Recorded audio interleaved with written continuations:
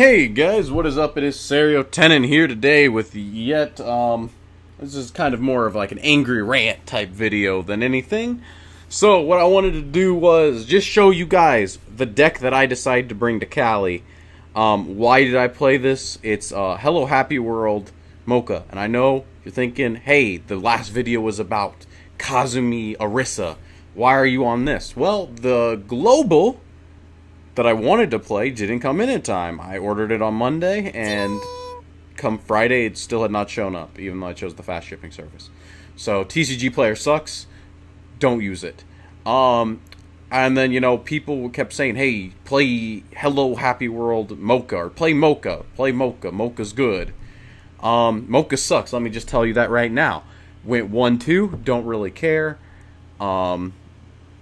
This is kind of just like, I'm not even going to go over the deck because a lot of it's simple. I mean, I'm going to like kind of go over the choices. But I just want to point out the cards that are bad, that are obviously bad, right? And why they're bad and why they don't go with the deck, right? So we're going to start off with the zero, standard zero, add a drop searchers because I dropped the Futaba, the oversized package, because I'm no longer playing blue. I decided I would tech heavier into red, so I'm playing 3 free runners, 1 mill runner. Why? I owned 1 foil mill runner. Okay. So, also, I don't like mill runners. I like free runners because mill runners have a 1 in 6 chance of losing you the game by not only giving up their position on the board, but also, like, allowing more damage to go through your deck because you milled a climax on your most vulnerable deck. 1 in 6. I jokingly said if I play three free runners, 1 mill runner, only 1 in 24 games will I mill a climax because only 1 in 4 will I open with only the mill runner, and it's actually like a lot more skewed than that. And then only 1 in 6 of those will I mill a climax. Well, you know what? Add the superstition variable, as I've been told it's called, and this thing milled a climax. So terrible card. For only a 500 power. 500 power, and I ate 4 because of it, so that's a great card. I played 1 of this just because I had a sign, so ignore that. This card's pretty whatever. Now, what else does a mill runner do, right? Because I'm not able to answer my opponent's runners when I go second, they're more likely to try field. Because they're more likely to try field, they have a chance to soak up every single slot soul when I hit my level 1 combo, which requires them to cancel. I'm swinging for 2s now. 2 to 3 instead of 3 to 4. That's actually huge. Now Kokoro is neutered. She's a terrible card all of a sudden. I mean, she was kind of terrible before, but the chances of her being terrible are significantly higher because I'm seeing 1 less card each attack. By not playing an oversize, if my opponent does try field, even if they're bad, they immediately answer my runner. In fact, this deck is just positioned terribly at 0 for an opponent's try field.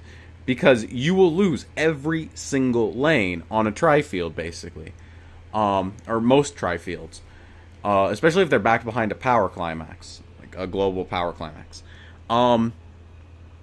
So, by my oversize not living, or nothing on my board living, and my opponent getting, you know, to have a completely full board, I now have to commit 3 cards instead of 2 or 1 on my board. Nah, you always have to commit 2 on the Kokoro turn. I'm not even going to sugarcoat that.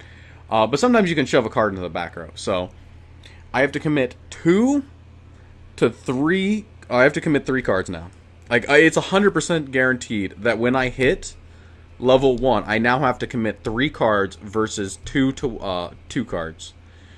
That's 1 more card committed. Is that important? Yes. Why? Because Kokoro combo is now even less likely to go off than before, and sometimes in those previous decks I was playing, you know, I was just putting up with the fact that Kokoro combo, sometimes I just didn't have a hand.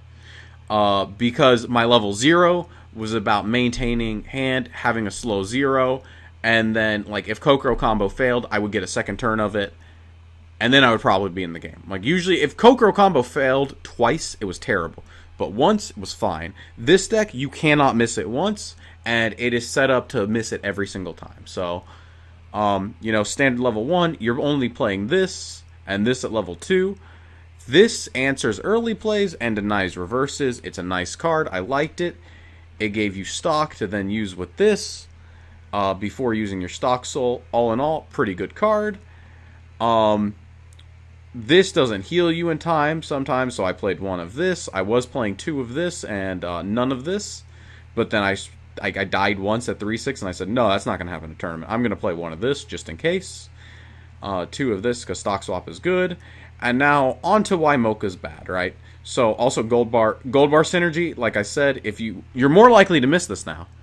So, I need to play down two of these 100% of the time, almost.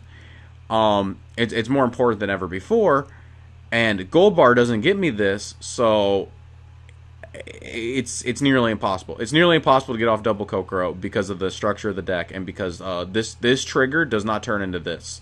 It turns into a climax for this, but that's it. It's just like pushing blind damage, and at the cost of not being able to maintain hand.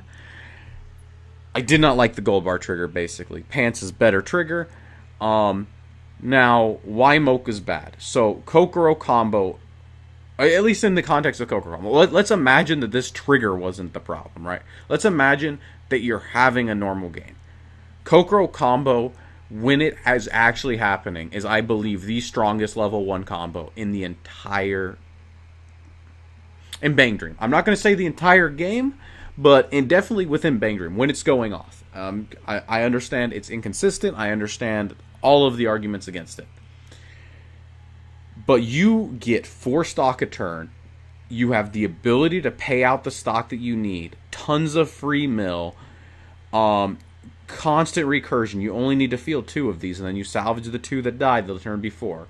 You have constant recursion. 4 stock a turn. With this little thing, you can easily pay out the stock that you need to, keeping it clean, and just get super compressed. I'm talking like 11, 12 clean stock before end of second deck. Sometimes before end of first. You can do disgustingly strong things with this engine when it goes off. Well, if it's not going off, you're kind of flopping around. So you need things, heavy comeback cards. You need things like a Rissa Wall that completely stop your opponent in their tracks for multiple turns. To come down at 2, by the way, before you get stressed out of all of your hand. Because one game, I got stressed out of my entire hand. I didn't have a hand.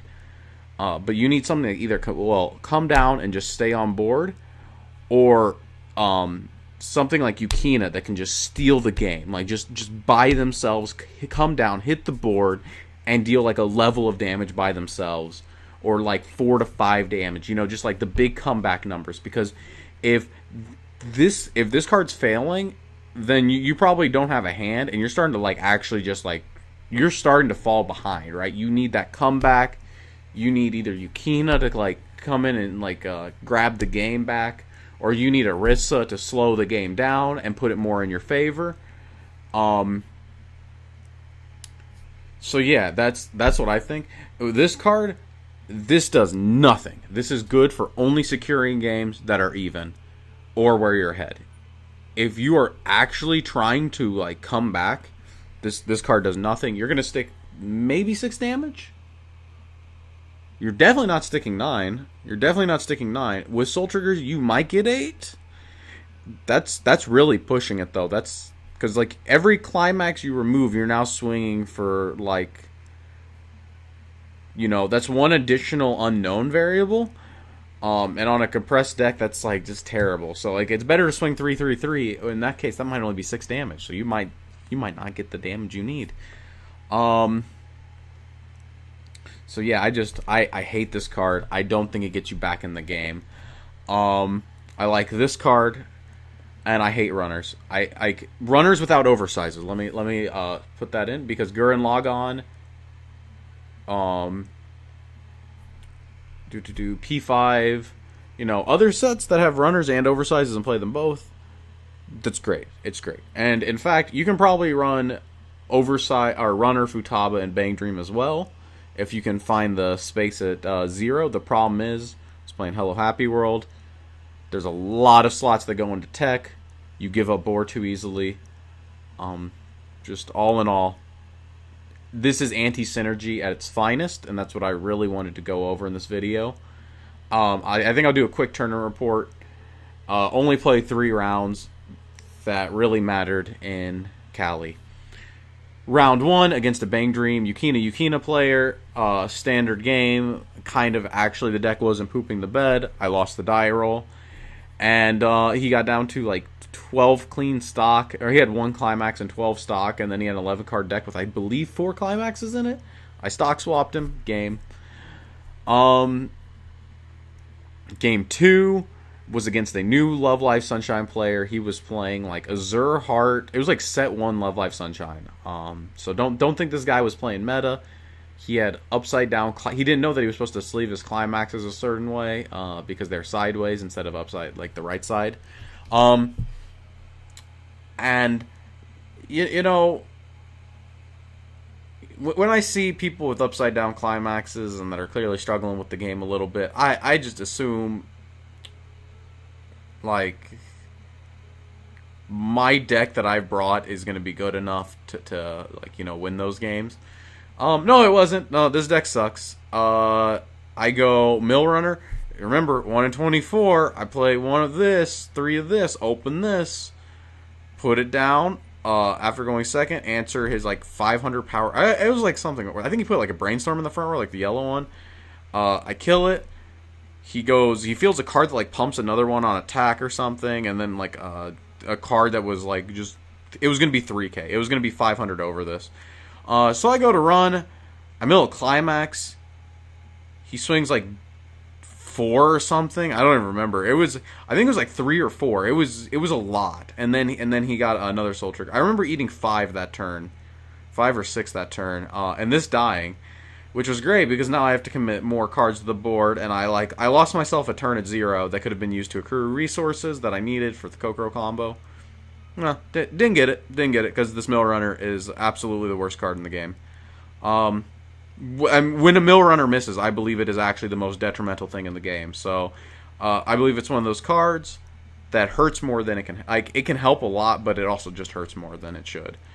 So then, yeah, I got stressed out of my hand because Chica Bombs run over Kokoro. Kokoro's a small card, not exactly the best combo because of it. I was very sad about that. So his bombs were getting like double value. They were trading over and then also winning on defense. And then not to mention he was also just canceling. So canceling when I didn't have the Kokoro combo. Whenever I had the Kokoro combo, the damage was sticking. But then anytime else he was canceling. So yeah, that was a loss. It was kind of crippling, but you know, I could point to the bad cards in the deck like, hey, at level 2, my deck did nothing, so these like level 1 bombs, even though we had no level 2s, these level 1 bombs were still fucking my world up. And then at level fucking 0, I was losing board, so, you know, the Mill Runner milled the climax. Like, it was more funny to me than anything. Like, I was a little salty at the time, but it was more funny in like retrospect because there's all these cards that I said were bad for like specific reasons, and then like they were being bad for the exact reasons that I had pointed out before. So then I get to game 3 and I like mull 4. Like, I think I had like Kokoro in opening hand and just a bunch of garbage, like 2s and like 3s and like a gold bar. So I ditch 4 and I draw Stock Soul, Gold Bar, level 3, and then I draw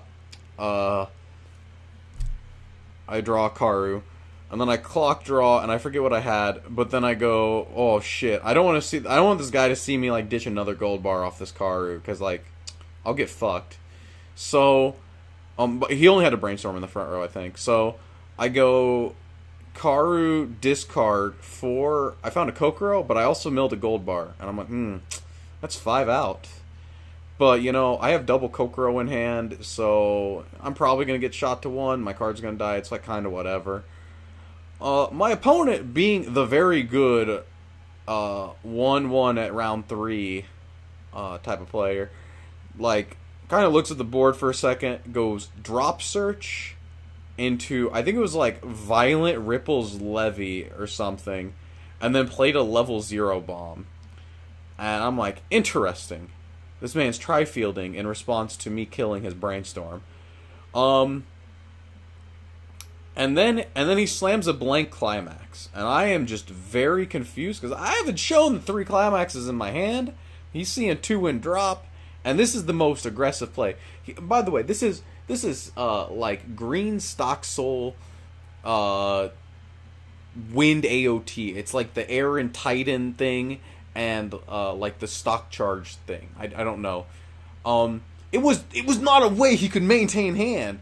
If I had been playing a competent deck, but I wasn't playing a competent deck, and I was also getting screwed.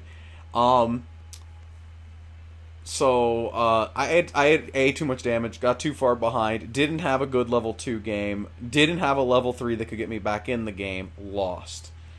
Now I know I didn't have the oversize, but I just wanted to point out that in the case where this man tri-fielded and slammed a climax, if I would have had a Futaba, which isn't even in this deck, and that's why I'm mentioning it, because it wasn't even an option. Even if I would have had the runner in hand, it wasn't an option.